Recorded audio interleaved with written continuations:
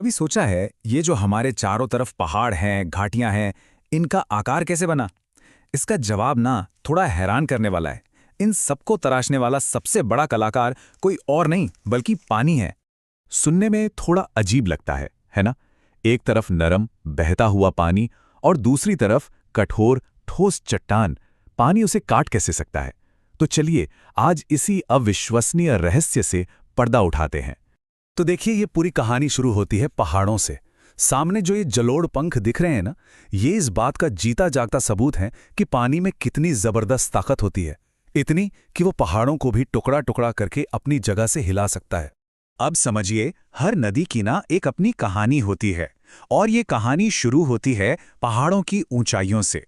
यहाँ नदी बिल्कुल एक नौजवान की तरह होती है, पूरी ऊर्जा से भरी हुई, और उसका सिर्फ एक ही लक्ष्य होता है, जमीन में नीचे की तरफ और गहराई तक काटना।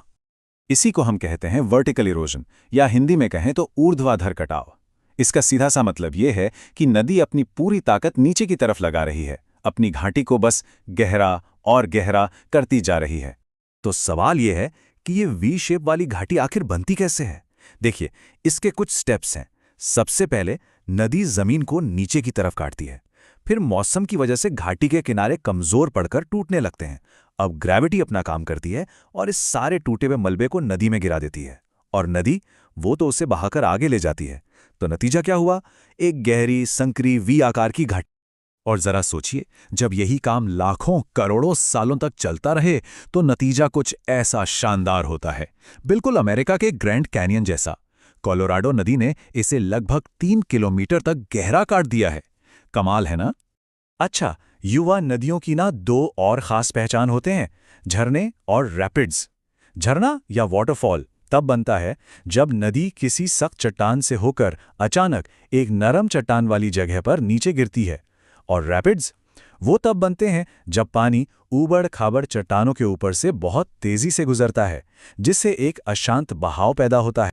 चलिए, अब नदी पहाड़ों से निकलकर मैदानी इलाकों में आ गई है, और यहां आते ही उसकी कहानी पूरी तरह से बदल जाती है। अब उसमें वो जवानी वाला जोश और रफ्तार नहीं है।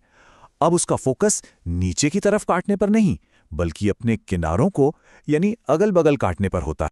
इस प्रोसेस को कहते हैं लैटरल इरोजन या पार्श्व कटाव। मतलब अब नदी अपनी घाटी को गहरा नहीं बल्कि चौड़ा कर रही है, और इसी वजह से वो मैदानों में किसी सांप की तरह बल खाते हुए, घूमते हुए अपना रास्ता बनाती है। तो ये जो खूबसूरत घुमावदार मोड़ होते हैं जिन्हें मियांडर कहते हैं, ये बनते कैसे हैं? बड़ा सिंपल सा विज्ञान है इसके पीछे। देखिए, जब नदी मुड़ती है तो बाहरी किनारे पर पानी की रफ्तार तेज हो जाती है। तेज पानी क्या करेगा? वो किनारे को काटेगा, और अंदर वाले मोड़ पर पानी की रफ्तार धीमी हो जाती है, तो वो अपने साथ लाई हुई मिट्टी और रेत को वहीं जमा कर देता है।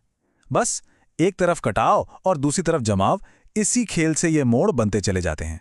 और अब आती है एक और बहुत ही दिलचस्प कहानी, एक ऑक्सबो लेक यानी गोखुर झील के बनने की। ये कहानी तब शुरू होती है जब नदी का घुमाव इतना ज्यादा बढ़ जाता है कि दो मोड़ों के बीच की जमीन, जिसे गर्दन कहते हैं, वो बहुत ही पतली रह जाती है। फिर एक दिन मान लीजिए कि जोरों की बाढ़ आती है, नदी का पानी बढ़ जाता है, और वो लंबा घुमावदार रास्ता क्यों लेगी? वो शॉर्टकट लेती है और उस पतली सी गर्दन को तोड़कर सीधा बहना शुरू कर देती है। बस एक झटके में नदी ने अपना रास्ता ही बदल लिया। अब जब नदी ने नया सीधा रास्ता बना लिया तो वो अपने पुराने मोड़ के मुहाने पर धीरे धीरे गाद और मिट्टी जमा करने लगती है, और देखते ही देखते वो रास्ता मुख्य नदी से पूरी तरह कट जाता है, बंद हो जाता है। और आखिर में जो चीज पीछे रह जाती है वो है एक शांत चांद के आकार की झील। इसी को हम ऑक्सबो लेक या गोखुर झील कहते हैं। यह जमीन पर नदी का छोड़ा हुआ एक खूबसूरत निशान है। अब हमारी नदी का सफर अपने आखिरी पड़ाव पर है। जैसे जैसे वो समुद्र के पास पहुंचती है, वो अपनी वृद्धावस्था में आ जाती है। अब उसकी रफ्तार बहुत बहुत धीमी हो चुकी है। अब उसका काम काटना छाटना नहीं, बल्कि अपनी जिंदगी भर की कमाई यानी जो भी मिट्टी और मलबा वो साथ लाई है, उसे जमा करना है। इसी आखिरी दौर में बनते हैं प्राकृतिक तटबंध या नेचुरल लेवीज। होता क्या है कि हर बार जब बाढ़ आती है तो नदी अपने किनारों पर कुछ तलछट छोड़ जाती है। धीरे धीरे साल दर साल ये तलछट जमा होता रहता है और नदी के दोनों ओर बांध जैसी कुदरती दीवारें खड़ी हो जाती हैं।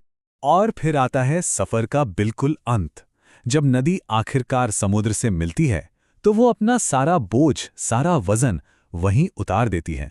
यही सारा जमा हुआ तलछट नदी के मुहाने पर एक विशाल उपजाऊ मैदान बना देता है और इसी को हम सब डेल्टा के नाम से जानते हैं।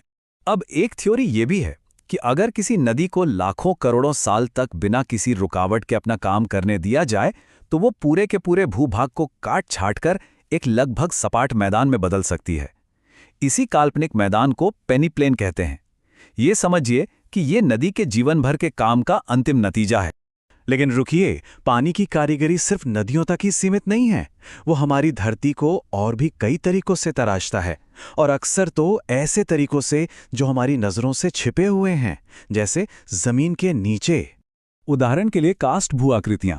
होता यह है कि जमीन के नीचे का पानी धीरे धीरे चूना पत्थर को घोल देता है और एक पूरी की पूरी नई दुनिया बना डालता है। अचानक जमीन में गड्ढे बन जाते हैं जिन्हें सिंक होल कहते हैं। जमीन के नीचे विशाल गुफाएं बन जाती हैं और इन्हीं गुफाओं में छत से लटकते हैं स्टैलेक्टाइट्स और जमीन से ऊपर की ओर बढ़ते हैं स्टैलेग्माइट्स। और ये भी बड़ा कमाल का है, जिस तरह से एक मुख्य नदी और उसकी छोटी छोटी सहायक नदियां आपस में मिलकर एक नेटवर्क बनाते हैं, वो पैटर्न भी अपने आप में एक कहानी कहता है। इसे ड्रेनेज पैटर्न कहते हैं और ये जमीन के ऊपर नदी के सिग्नेचर जैसा है, जो हमें ये बताता है कि सतह के नीचे किस तरह की चट्टानें हैं। तो कुल मिलाकर बात यह है कि हमारे चारों ओर जो भी लैंडस्केप है, ये कोई बनी बनाई तस्वीर नहीं है जिसे किसी ने एक बार में बना दिया हो। ये कोई स्मारक नहीं है, बल्कि ये एक लगातार चलने वाली, कभी ना खत्म होने वाली बहुत ही धीमी प्रक्रिया है। तो अगली बार जब किसी नदी को देखें या किसी घाटी को या बारिश की एक बूंद को ही सही, तो बस ये याद रखिएगा कि वो सिर्फ पानी नहीं है। दरअसल एक पूरी दुनिया है जो हमारी आंखों के सामने बहुत ही धीमी गति में गढ़ी जा रही है, तराशी जा रही है,